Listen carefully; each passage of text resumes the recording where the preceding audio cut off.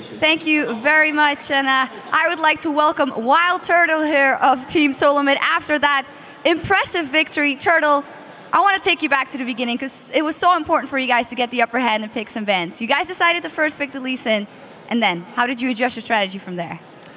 We basically picked Lee Sin to take it away from Insect because he's a really good Lee Sin player. And then I think picks and bans, we kind of planned very well for it, and we knew what they were going to pick. The only pick we didn't know was the Caitlyn one, which kind of caught us.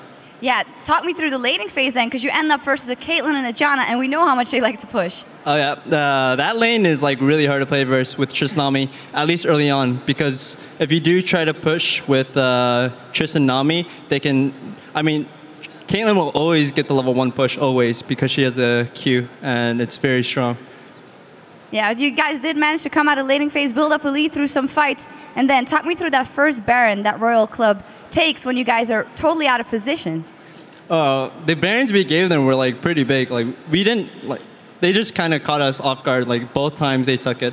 It was just they had a really strong comp for it. They had Kha'Zix, Ryze, Caitlyn, and they just took it so quickly we couldn't react. Well, then tell me how your mind chat changes from there, because you know, you give them a finger, they take an arm, and they take that Baron, then you kind of have to reset to be sure to close that out.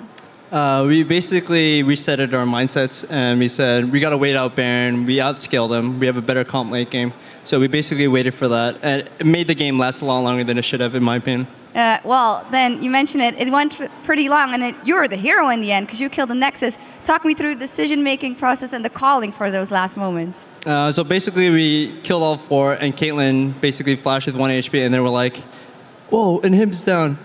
I don't know if I think Inhib was down, and then we had super minions, so we're like, Turtle, you can end it here, and I'm like, all right, let's do it. And then they said, if Caitlyn comes, you can probably just shit in her, and I'm like, okay. Well, you did take him down, but it's only the beginning of the day here for you guys. You still have to win that rematch versus SK, of course, and then possibly more games in the rematch versus Royal Club.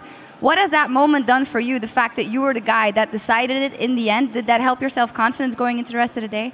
I hope so. I really hope it helps my confidence. But I think I'm doing pretty well right now, so I'm pretty confident right now, and we'll see. All right, and then final question, just talk me through the momentum going in the rest of the day. This is a great start, but for the whole team, how big are your chances to close in on that #1 spot? It's so important. Honestly, right now, we have a lot of momentum, and I think we can do it very easily with how we are right now. Wow. Yeah. Big words. Well, thank you very much, guys. Give it up one more time for Wild Turtle and TSM.